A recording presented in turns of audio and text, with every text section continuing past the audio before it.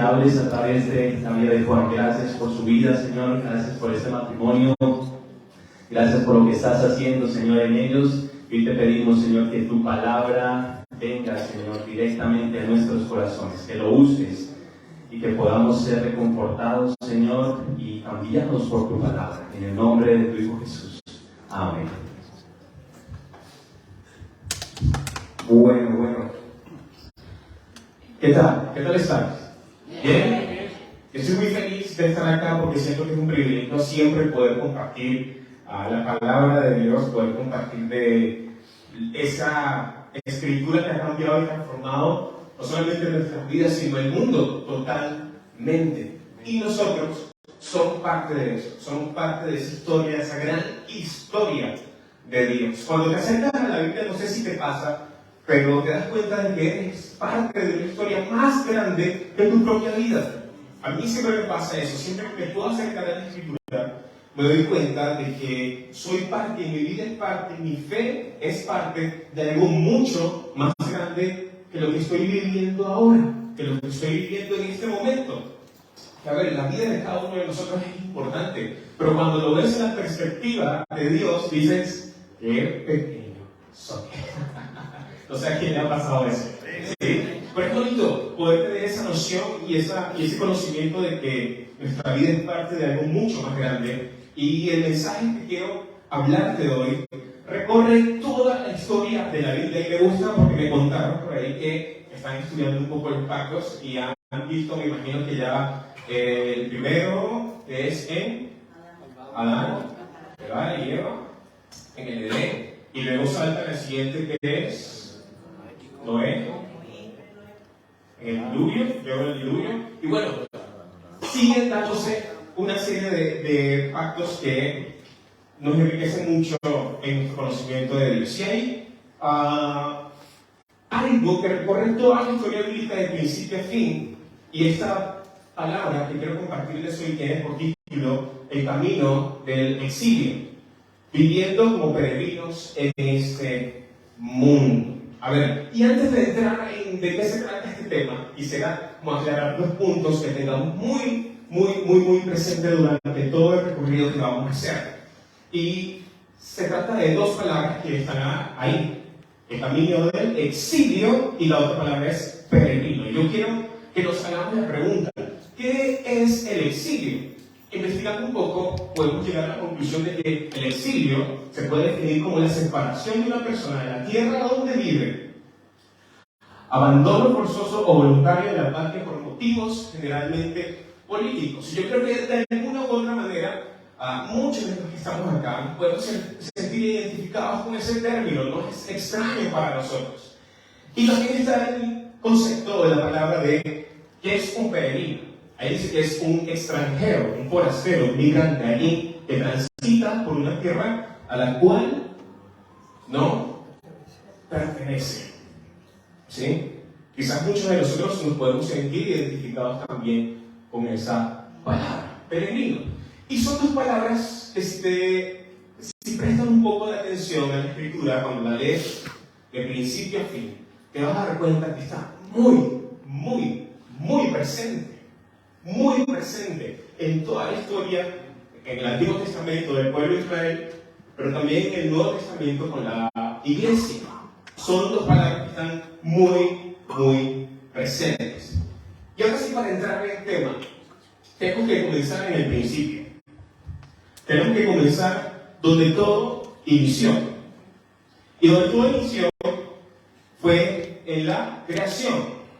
En la creación encontramos la primera pareja, encontramos el primer pacto, encontramos también la primera transgresión y también el primer exilio. Adán y Eva, siendo creados a imagen y semejanza de Dios, son expuestos a un ambiente donde ellos constantemente adoraban y servían a Dios plenamente. Pero aparece un personaje extraño, misterioso, que solo se nos dice que era el animal más astuto de todos, la serpiente. La serpiente, usando verdades a medias, convence a Eva y a Adán de comer del fruto, del único que estaba prohibido que comieran según el pacto que Dios había establecido con ellos. Adán y Eva, ¿qué hacen?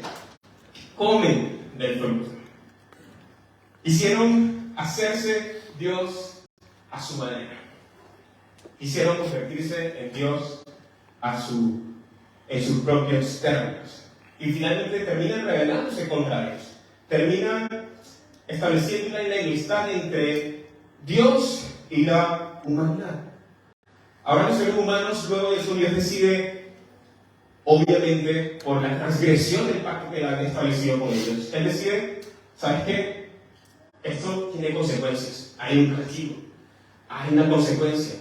Ya no serán parte de este regalo tan hermoso que yo les di.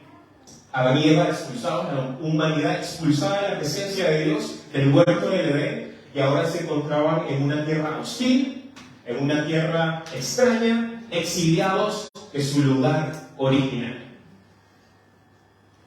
Más adelante, esto lleva a la humanidad a un ciclo interminable de rebelión, muerte, conflicto y opresión continua de los unos a los otros, los mismos seres humanos oprimiendo a los seres humanos, los mismos seres humanos en contra de otros, en contra de su prójimo, en contra de su hermano, violencia, muerte, pecado, rebelión,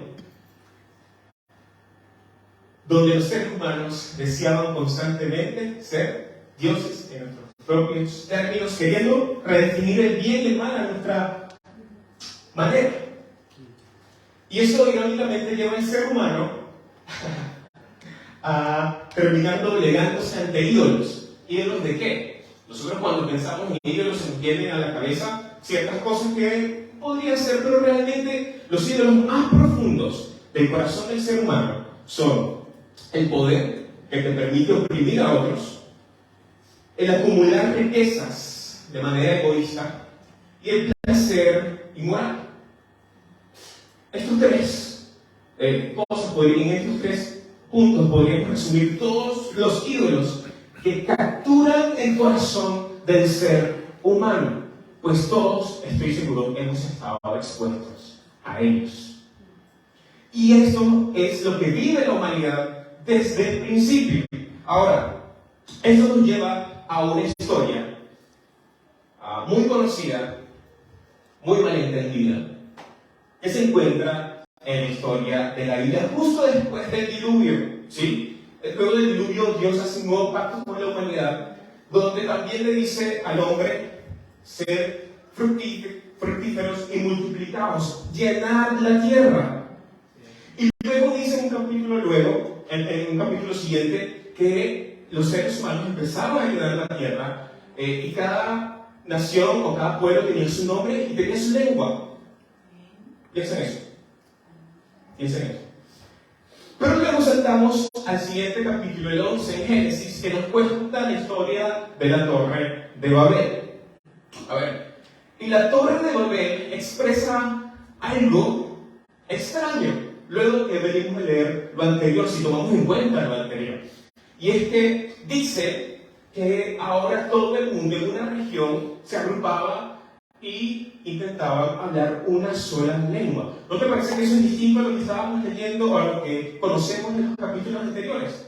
Los capítulos anteriores decían, llenen la tierra, sean fructíferos, y cada nación hablaba su propia lengua. Pero ahora nos encontramos con una historia donde hay una nación, o un imperio mejor dicho, Babel, que es la misma palabra para definir a Babilonia. Y esta nación está queriendo agrupar gente, y no solamente está queriendo agrupar gente, sino que está obligando a la gente a hablar un solo idioma.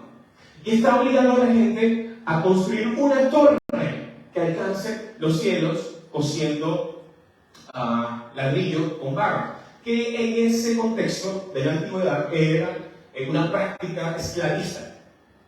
Y que es un paralelo a lo que leemos luego en Éxodo cuando nos encontramos con la historia de Israel siendo oprimido por Egipto, haciendo lo mismo, cosiendo ladrillos para construir los palacios y el reino de Faraón. Si tú encuentras la similitud, empiezas a atar caos, ¿sí? Aquí nos está hablando de un reino opresor, No está hablando de un proyecto humano muy lindo en el que todos queremos progresar, no. Está hablando de un proyecto egoísta, opresor, esclavista, que está llevando a seres humanos a actuar de manera oprimida, llevándolos y capturándolos en un solo lugar para no ser dispersos y no llenar la tierra. Está mostrando la condición del ser humano y de la raza humana que ha caído y se ha rebelado en contra de Dios. Y Babel termina siendo esa expresión de lo que es una humanidad o una raza humana estando en contra de Dios, queriendo rebelarse y vivir en el exilio espiritual de Dios. Es decir, no te tomamos en cuenta, nosotros queremos hacer nuestro nombre, nosotros queremos vivir como deseamos, no como tú dices. Tú has dicho algo, pero nosotros queremos vivir de esta manera. Esa es nuestra rebelión. Y resulta que, ya sabes cómo la historia termina. Dios baja, confunde lenguas y hace que se dispersen las personas de ese lugar. Y ese patrón que vemos en Babel, de ese reino opresor, es un patrón que se repite continuamente en la historia bíblica. Vamos a ver el reino de Egipto haciendo lo mismo, vamos a ver a Siria haciendo lo mismo, vamos a ver a Babilonia haciendo lo mismo. El pueblo de Israel, el pueblo que Dios escoge, un pueblo escogido por Él y el cual Él deseó tomar del exilio, tomar de la esclavitud para llevarlo a una tierra prometida. Ese pueblo que recibió promesas, ese pueblo que recibió el mensaje y la palabra de Dios, ese pueblo que recibió la revelación de Dios, ese pueblo privilegiado que estaba siendo esclavo en Egipto, es sacado de Egipto de la esclavitud, ¿sí? De su exilio, llevado al desierto para caminar hacia la tierra prometida. Ese pueblo, vamos a ver que vez tras vez, a pesar de haber recibido el privilegio de conocer a Dios, se revela también en contra de Dios. Y Dios termina usando estos reinos o personas para también mostrar su justicia sobre ellos. Incluso hasta el tiempo de Jesús, con el caso de Roma. Y parece que cuando vemos esto, resulta como un poco desesperanzador, ¿no? Resulta como un poco, a ver, Dios escoge gente, pero se termina revelando siempre termina en el exilio. El pueblo de Israel termina en el exilio en Egipto, termina en el exilio en Asiria, termina en el exilio en Babilonia. Y cuando nos encontramos en el contexto de Jesús, se encuentran también dominados, a pesar de que están en su tierra, se encuentran dominados por otros imperios opresores. Y parece que la historia se repite.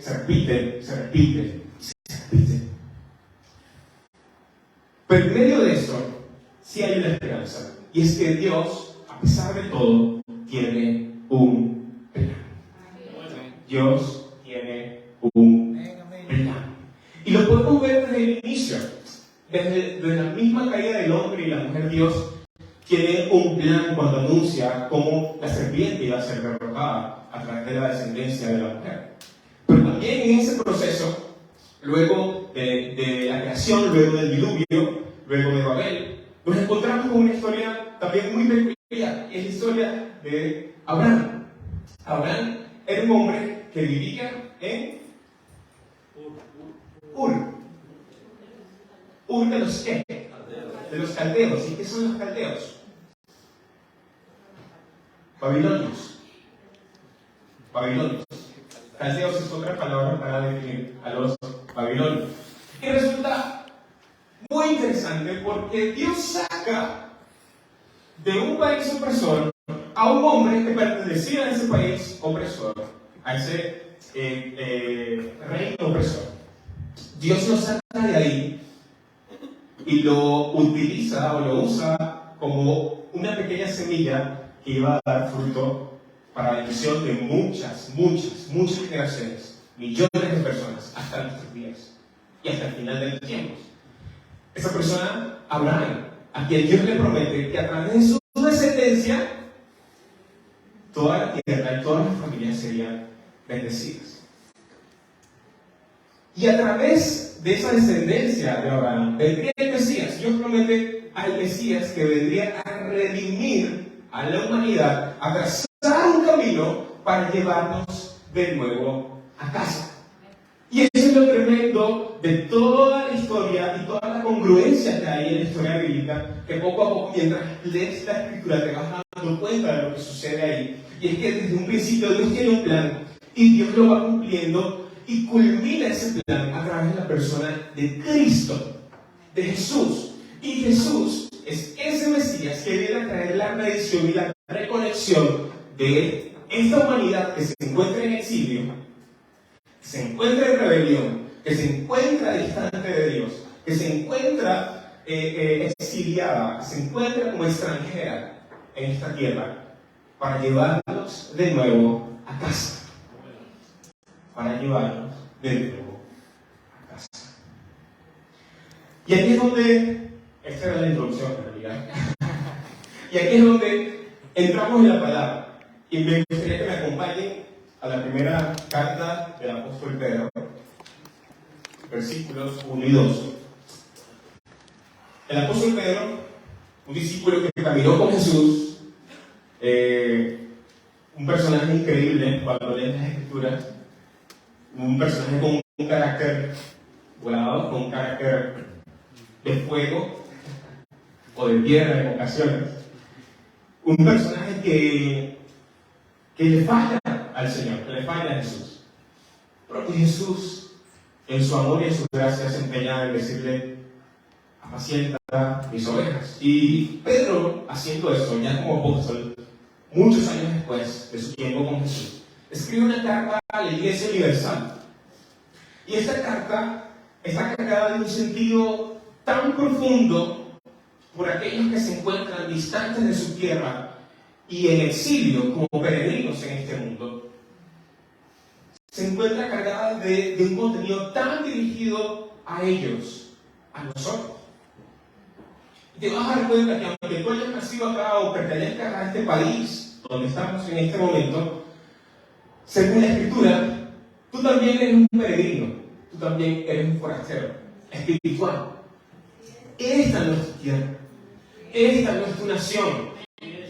Tu nación está más allá, y aquí lo vamos a ver. Pedro comienza diciendo: Pedro, apóstol de Jesucristo, a los expatriados de la dispersión en el Ponto, Galacia, Capadocia, Asia y Bitinia, elegidos según el previo conocimiento de Dios Padre, por la obra santificadora del Espíritu, para obedecer a Jesucristo y ser rociados con su sangre. Que la gracia y la paz os sean multiplicadas. Y hay dos palabras que Pedro está utilizando acá que quiero que nos centremos. Una de ellas es expatriados. Él sabe a quién se está dirigiendo y esa es su condición. Expatriados, ustedes que no tienen nación, ustedes que están en un lugar al que no pertenecen, ustedes que están por razones diversas, crisis, su fe, perseguidos por su fe, razones sociales, ustedes que están en el lugar al que no pertenecen, o incluso están en el lugar donde pertenecen humanamente, pero por su fe siendo perseguidos y tratados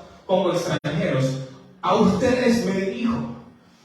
Y parece que es un término un poco duro, ¿sí? Un poco no tan positivo, pero al mismo tiempo usa otra palabra y es elegidos. Se está diciendo expatriados, pero estos expatriados son elegidos. Nosotros somos elegidos. Elegidos. ¿Por qué? ¿Por qué somos elegidos? Somos elegidos porque contamos con una posición privilegiada. Pero recuerda a los lectores su posición privilegiada y segura como quienes son objeto de la decisión soberana, llena de gracia y eterna, para que sean un pueblo en y a través de Jesucristo. Tú eres elegido. Tú eres elegido. Y aunque eres un expatriado espiritual y quizás también terrenal, tú eres elegido por Dios en Cristo Jesús, por la obra del Espíritu Santo y porque el Padre ha decidido hacerlo así y lo tenía planeado incluso desde antes que tú existieras, incluso desde antes que tus padres existieran, incluso desde antes que que tuvieras idea de llegar a este mundo. Dios ya tenía planeado elegirte. Dios ya tenía un plan para ejecutar en tu vida. Y eso debería darte ánimo en el proceso mientras eres un peregrino y un extranjero en esta tierra. Y aunque somos peregrinos en este mundo, esto nos asegura una esperanza viva, donde la paz y las gracias prometidas de Dios serán multiplicadas. Aún en el valle de sombra, aún en el valle de muerte, tú puedes estar seguro porque Dios está contigo y Dios va atravesando contigo en este mundo. Aunque seas un extranjero, aunque seas un peregrino, aunque no tengas algo a que aferrarte en esta tierra, mejor, porque sabes que tu lugar no pertenece aquí, pertenece a la eternidad con Dios. Y a ver, esto es algo que no nace de nosotros, creo que quedó claro. Nace de la voluntad del Padre. Es iniciativa de Él. Ejecutado por el sacrificio de Cristo en la cruz. Y también por la obra santificadora del Espíritu en cada uno de nosotros. Ahora, esto debería llevarnos a hacernos una pregunta. Si soy esto, entonces, ¿cómo debo vivir? ¿Cómo debo vivir esta peregrinación?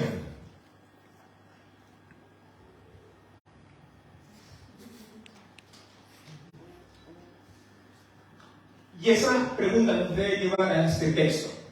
Pedro continúa escribiéndole a la Iglesia Universal y les dice en el verso 13 al 17 del primer capítulo de la siguiente manera. ¿Ahí lo tienen? Por tanto, ceñid vuestro entendimiento para la acción, sed sobrios en espíritu, poned vuestra esperanza completamente en la gracia que se os traerá en la revelación de Jesucristo, como hijos obedientes. No os conforméis a los deseos que antes teníais en vuestra ignorancia, sino que así como aquel que os llamó santo, así también sed vosotros santos en toda vuestra manera de vivir. Porque escrito está, sed santos porque yo soy santo. Y se invocan como Padre aquel que imparcialmente juzga según la obra de cada uno, conducidos en temor, es decir, reverencia, durante el tiempo de vuestra peregrinación. Y a ver, cuando Pedro está diciendo acá, comienza diciendo, ceñid vuestro entendimiento para la acción. Esto es, en otras palabras más actuales, como decir, a ver, abróchate el cinturón que vamos a despegar. Prepárate porque vamos a saltar. Pero está haciendo una invitación de que te prepares a hacer algo enérgicamente, algo con pasión, algo con fuerza, con determinación, con convicción. Eso es lo que está diciendo Pedro. ¿Y qué vas a hacer de esa manera? Preparado. Sed sobrios en espíritu, poned vuestra esperanza completamente en la gracia que se traerá en la revelación de Jesucristo y sean obedientes como hijos.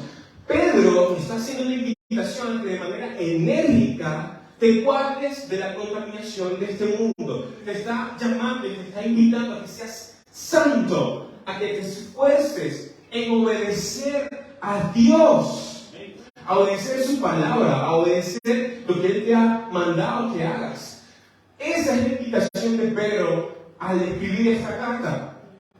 Anda con reverencia, con temor delante de Dios, respetando quién es Él, pero también amando a tus hermanos a tu alrededor. Y esta es una invitación activa, es una invitación enérgica, es una invitación pasiva, una invitación a que te quedes sentado esperando a que algo suceda. Dios te invita a que vivas tu fe de manera activa, enérgica, amando, teniendo compasión, teniendo misericordia, siendo guiado por la voz del Espíritu, siendo guiado a obedecer su palabra. Esa es la invitación de aquellos que transitan este mundo como extranjeros y peregrinos. A ver, hay un siguiente texto en el que Pedro sigue escribiendo en el capítulo 2, del 11 al 12, que dice de la siguiente manera: Amados, os ruego como extranjeros y peregrinos que os abstengáis de las pasiones carnales que combaten contra el alma. Mantened entre los gentiles una conducta irreprochable, a fin de que en aquel que os calumnie como malhechores ellos, por razón de vuestras buenas obras, al considerarlas, glorifiquen a Dios en el día de la visitación. A ver, extranjeros y peregrinos es un término que se conecta mucho con la historia del pueblo de Israel. Pero ahora nosotros como la iglesia somos ese verdadero pueblo de Dios en este mundo. Que así como el pueblo de Israel vivía en Babilonia como extranjeros y peregrinos, nosotros también en este tiempo y en este transitar de esta vida vivimos como extranjeros y peregrinos. Es decir, no pertenecemos a este mundo. No somos guiados por los estándares de este mundo. Nuestros estándares son superiores. Nuestro llamado es más alto. Nuestra identidad es más importante que la que puedes tener en este mundo. Entiéndelo. Entendámoslo. Nuestra identidad en Cristo es mucho más grande, mucho más importante que la que tenemos en este mundo. Si vas a definir tu vida, que sea definida por la identidad que Dios te da. Y eso nos lleva a algo tremendo que para mí es uno de mis pasajes favoritos. ¿Sí? Dios te invita a que vivas de una manera diferente a este mundo, ¿verdad? Pero no te saca del mundo automáticamente. Muchos quisiéramos que nos sacaran ya. Porque vemos las noticias y decimos, esto cada vez está peor. Ves las noticias y ves lo que está pasando en la educación, en las leyes, lo que está pasando en la economía, lo que está pasando en las guerras en el mundo, lo que está pasando con las injusticias en el mundo. Y dices, esto cada vez está peor. ¿Qué va a pasar con mis hijos? ¿Qué va a pasar con mis nietos? ¿Qué va a pasar con mi vida en este planeta? Y es algo interesante de vivir porque es una dicotomía en la que enfrentamos un poco de preocupación, pero también tenemos esperanza en Cristo. Y hay un pasaje que a mí me encanta, que te llena de propósito, que te llena de esperanza. Y es cuando Jesús está orando por sus discípulos al Padre. Y Jesús, intercediendo por ellos y orando por ellos, es la oración más larga creo que es la más larga que se captura de Jesús en todos los evangelios. Se encuentra en el capítulo 17 del Evangelio de Juan. Jesús está orando por sus discípulos y por aquellos que creerían a través del mensaje de ellos. Y él dice de la siguiente manera: yo les he dado tu palabra y el mundo los ha odiado, porque no son del mundo. Tú no eres de este mundo, no perteneces a este mundo. Jesús tampoco. Eres un extranjero y un peregrino en este mundo. Jesús dice, como tampoco yo soy del mundo, no te ruego que lo saques del mundo. Ahí uno queda como, bueno Jesús, pero si no soy, ¿por qué estoy aquí? Llévame. No te ruego que los saques del mundo, sino que los guardes del maligno. Ellos no son del mundo, como tampoco yo soy del mundo. Santifícalos en la verdad. Tu palabra es la verdad.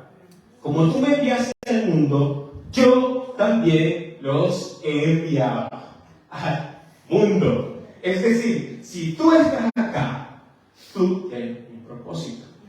Y Jesús ha orado por ese propósito en tu vida.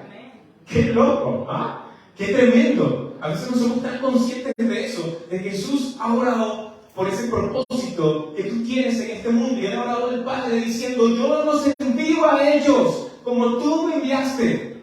¿Y para qué Dios envió a Jesús al mundo? Lo envió a muchas cosas, ¿no? A amar. Lo envió a llevar el mensaje, el Evangelio. Lo llevó a juntarse y sentarse con aquellos que eran pecadores, a ponerse a su mismo nivel.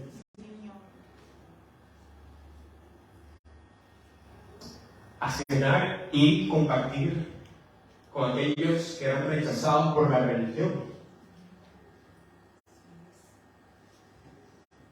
¿Cuántos de nosotros estamos dispuestos a eso? También lo envió para servir. y no a ser servido. ¿Cómo tú estás sirviendo en este mundo? ¿Cómo tú estás sirviendo en la iglesia? ¿Cómo tú estás sirviendo a tus hermanos? Yo también voy a morir. Nuestra fe está viendo y está dispuesta. Y creo que esta es la parte más dura en la que muchos de nosotros dudamos. Debemos estar dispuestos a vivir una fe que esté en capacidad de entregar su vida por Cristo. Y continúa diciendo, y por ellos yo me santifico, para que ellos también sean santificados en la verdad. Mas no ruego solo por esto, sino también por los que han de creer en mí. Ahí estás. Por la palabra de ellos, para que todos sean ¿qué? Uno. Como tú, oh Padre, estás en mí y yo en ti, que también ellos estén en nosotros, para que el mundo crea que tú me enviaste. ¿Cuál es la evidencia de que Cristo ha sido enviado para aquellos que no creen, para el mundo? Nuestra unidad. Nuestra unidad como hermanos. Cómo nos amamos los unos a los otros. No está diciendo el amor que tienes por las personas afuera, que es muy importante, es crucial y lo debemos tener. Está hablando de que la evidencia de que Jesús ha sido enviado por Dios es el amor que tú y yo tenemos el uno por el otro. Y esa es la vida de los extranjeros y peregrinos espirituales en este mundo. Personas extrañas que se aman a pesar de sus errores, a pesar de sus defectos, a pesar de sus fallas, a pesar de su trasfondo. Nos amamos porque somos hermanos, salvados por la misma sangre. Que eso retumbe en tu corazón.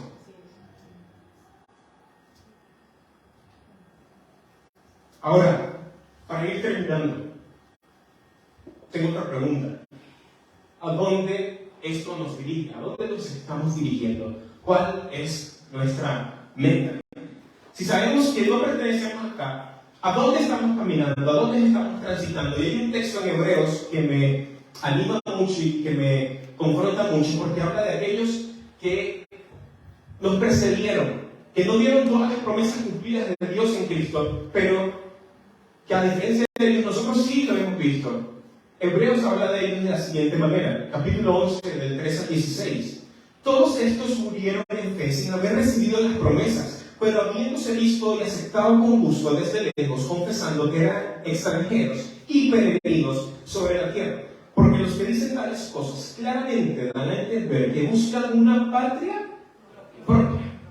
Y si en verdad hubieran estado pensando en aquella patria de donde salieron, habrían tenido ¿qué? Oportunidad de volver. Pero ellos no estaban pensando en eso. Pero en realidad anhelan una patria mejor, es decir, celestial, por lo cual Dios no se avergüenza de ser llamado Dios de ellos, pues les ha preparado una ciudad. En medio de este transitar, tú tienes una esperanza.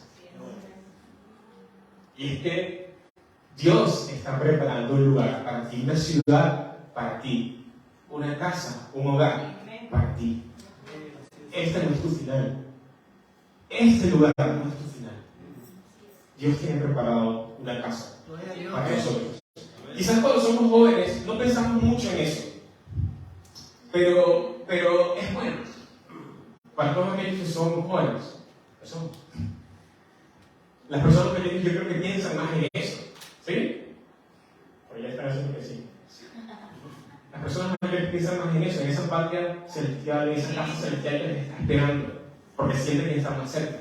Nosotros que somos jóvenes a veces no pensamos tanto en eso, pero pensar en eso te cambia la manera de vivir, porque sabes que no perteneces a este mundo, sino que perteneces a un reino celestial. Esa es tu identidad, un reino celestial en Cristo Jesús. Esa es tu identidad, ese es tu destino, esa es tu realidad. Y la invitación que les hago es que vivamos conscientes que nuestras vidas no terminan en este mundo. Vivamos conscientes de que nuestro fin en esta tierra es solo el principio de nuestra vida eterna. Acumulemos tesoros no en esta tierra, acumulemos tesoros en el cielo, hermanos. Tengamos esperanza en la prueba, porque Dios es fiel y sus promesas eternas se cumplen y se cumplirán.